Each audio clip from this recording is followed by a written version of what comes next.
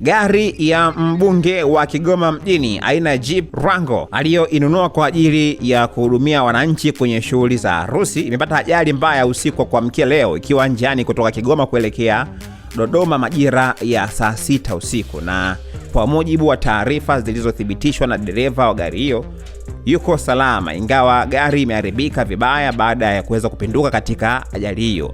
Kwa upande wake, mbunge wa Kigoma mjini Baba Levo amethibitisha tukio hilo pia kupitia kwenye mtandao wa kijamii wa Instagram na kuonesha masikitiko makubwa sana kutokana na ajali hiyo, kitu pia ambacho kimewashtua watu wengi sana kutokana na gari hiyo kununuliwa kwa kipindi cha hivi karibuni tu. Lakini kupitia kwenye akaunti yake ya Instagram, Baba Levo ameposti moja kati ya video ambayo inaonekana gari hiyo ikiwa imepata ajali na ikiwa imepinduka, ikiwa imebondeka na kuambatanisha na maneno ambayo ameandika kwamba sikutegemea kama siku ya leo ingeishia kwa uchungu wa kupoteza gari yangu mpya Jeep.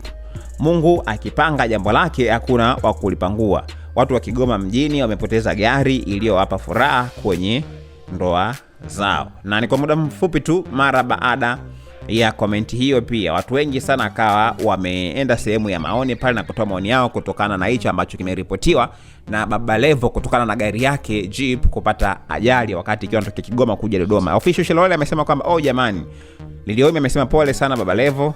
Nyago_mani amesema kwamba zuri comedy, akasema kwamba pole sana mkuu. Kwa hiyo ukitazama katika sehemu ya comment, watu wengi wamekuwa wakimpa pole kutokana na kile ambacho kilikuwa kimetokea. Utakumbuka kwamba gari hii Baba Levo alinunua mara baada tu ya kuapa bungeni, kwa maana kwamba kuthibitisha kuwa mbunge wa Kigoma, hivyo akaamua kurudi Kigoma na kuhakikisha kwamba anawapambania zaidi wakazi wa Kigoma ili mradi tu wasipate tabu, na lengo lilikuwa ni gari hiyo itumike kwa mtu yeyote ambaye atakuwa anafunga ndoa, basi anaitumia gari hiyo kwa ajili ya shughuli zake ili pia kuweza kurahisisha shughuli ambapo inakuwa ni bure. Unachokifanya ni kuweka mafuta tu. Sasa hivi ndivyo ambavyo taarifa za mwisho zimeripotiwa, na hivi karibuni tulikuwa tukiona baadhi ya watu wakiitumia gari hiyo. Ni zaidi ya wanandoa 3 ambao wameshafanikiwa kuitumia gari hiyo ya mbunge wa Kigoma mjini Baba Levo. Haya, mtazamo wako na maoni yako ni yapi?